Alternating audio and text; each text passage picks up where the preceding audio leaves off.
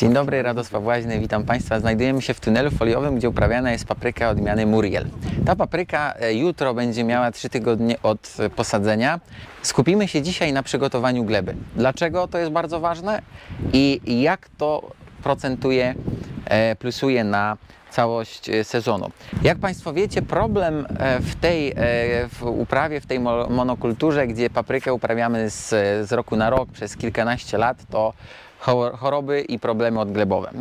Oczywiście uwiędy są powodowane mogą być powodowane przez kilka chorób, to nie tylko verticillium, natomiast rzeczywiście to jest duży problem.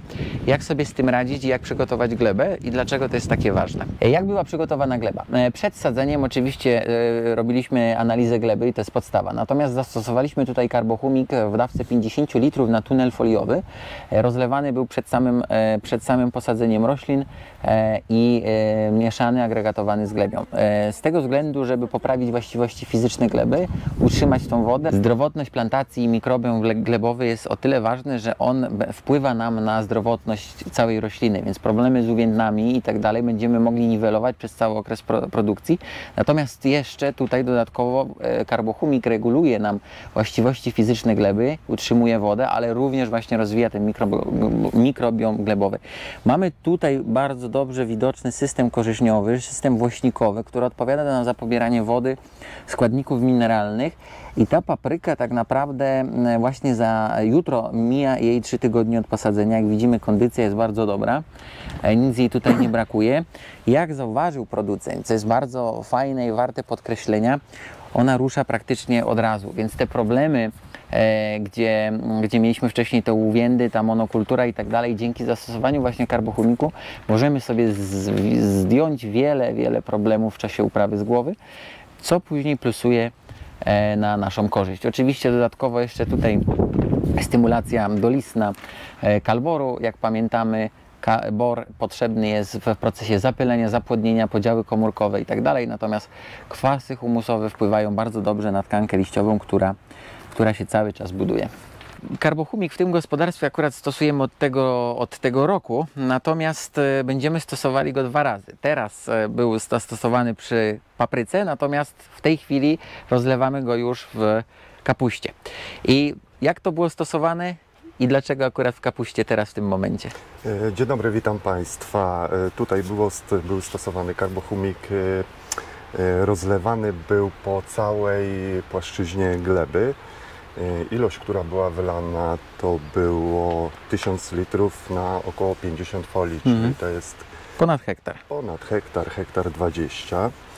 I mówię, no tutaj jeszcze nie mam pełnego obrazu, bo to było dopiero niedawno zastosowane, ale w kapuście pekińskiej to już widać te efekty, że to jednak było troszkę inne rośnięcie jak pod inne lata. Tak, inny wzrost, inny wigor i tak naprawdę kapusta pekińska już jest dawno wycięta. Natomiast teraz prowadzimy jakby przygotowanie gleby pod następne nasadzenia i też będzie kapusta i też będzie karbohumik. Tak jest. No. Intensywna eksploatacja gleby, tutaj też jest wskazane stosowanie karbohumiku z tego względu, że rzeczywiście wprowadzamy dużej ilości materii organicznej, kwasów humusowych, no i rozwijamy ten mikrobiom glebowy. No i utrzymujemy oczywiście wodę w obrębie systemu korzeniowego. Jak pamiętamy, kapusta pekińska ma bardzo płaski, talerzowy system korzeniowy, więc ta woda musi się znajdować przy wierzchniej warstwie gleby. Natomiast jak widzimy, tutaj ta gleba jest przepuszczalna, więc dobrze by było, żeby ta woda była dozowana cały czas. Tak jest. Tutaj też mieliśmy specyficzny początek sezonu. Sam Pan zauważył, nawet było bardzo gorąco w czasie sadzenia. Trafiliśmy akurat na ten czas, kiedy w tunelu foliowym czasami ta temperatura nie była do zbicia. Mimo tego ta papryka jakby kondycję ma bardzo dobrą i radzi sobie. Tak, tak. Najgorszym problemem wydaje mi się, że były te amplitudy temperaturowe. Tak, zgadza się. I między dniem a nocą. Ale mimo wszystko ona sobie jakoś na dniu fajnie radziła. No i przyjęcie było praktycznie 100%. Tak, tak. Znajdujemy się w tunelu foliowym, gdzie rosła wcześniej kapusta pekińska. W tej chwili przygotowujemy się do nasadzeń następnej kapusty pekińskiej. Oczywiście odpowiednie nawożenie, wapnowanie. Też warto zwrócić na to uwagę, jest bardzo ważne. I tutaj na całej powierzchni znów będzie rozlewany karbohumik, aby właśnie poprawić jakoś tą glebę i wspomóc te procesy biologiczne i chemiczne, które zachodzą w glebie, z racji tego, że tutaj wcześniej już rosła kapusta pekińska, więc między innymi zastosowaniem wapna i karbochumiku niwelujemy problemy z chorobami odglebowymi, między innymi kiłom.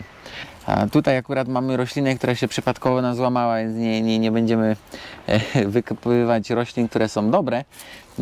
Wykopiemy ją, zobaczymy sobie system korzeniowy. Może uda się nam dobrze, ładnie to wykopać.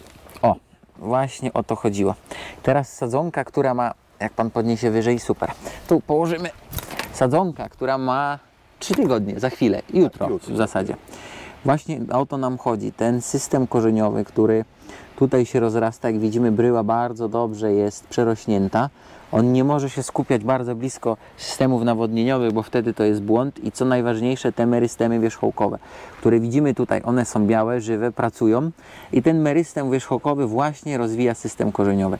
Więc jeżeli na sadzonkę, którą mamy, która ma 3 tygodnie, naprawdę ta bryła korzeniowa jest przerośnięta bardzo dobra. Oczywiście tutaj, jak widać, część systemu korzeniowego nawet nam się oberwała, tak? Więc to nie jest w 100% cały system korzeniowy, bo tutaj mamy jeszcze mnóstwo korzeni, które przeszły już do gleby. Co warto wspomnieć, i Pan wcześniej powiedział, migracja wody. Wcześniej był problem po rozpoczęciu podlewania, że tak naprawdę starczało to na bardzo krótki okres czasu. Tak, woda uciekała głęboko, a w tej chwili się rozchodzi na boki. Rozchodzi się na boki i trzyma się tutaj w tej pierwszej warstwie. No i właśnie o to chodzi, głównie w takich uprawach, więc jak widzimy, system korzeniowy jest bardzo dobry. Ta bryła jest rozrośnięta mega. Oczywiście oprócz tego, że część nam się tu już urwała, została w glebie, rozsypują nam się korzenie, ale proszę bardzo. Właśnie o taką szczotę nam chodziło. Więc myślę, że zastosowanie karbochumiku nie dość, że niweluje nam problemy z tymi uwiędami i ogranicza je, to jeszcze dodatkowo rozwija nam system korzeniowy. Właśnie o to chodzi. No i co?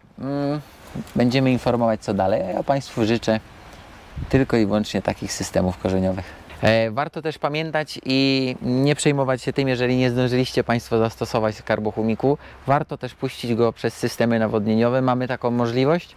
Dozowanie regularne 3-4 razy w ciągu okresu wzrostu, nawet 5, ale mniejsze dawki regularnie, łącznie z pożywką, co pozwoli właśnie między innymi rozwinąć ten system korzeniowy, da mnóstwo energii roślinie, dostarczy kwasy humusowe, fulwowe oraz właśnie rozwinie ten mikrobiom glebowy. Tutaj w fertygacji polecam Carbochumix 187 mesh wyższej filtracji. Bez problemu Wam przejdzie przez wszystkie filtry i oczywiście nie będziemy mieli problemu z zapychaniem systemów nawodnieniowych.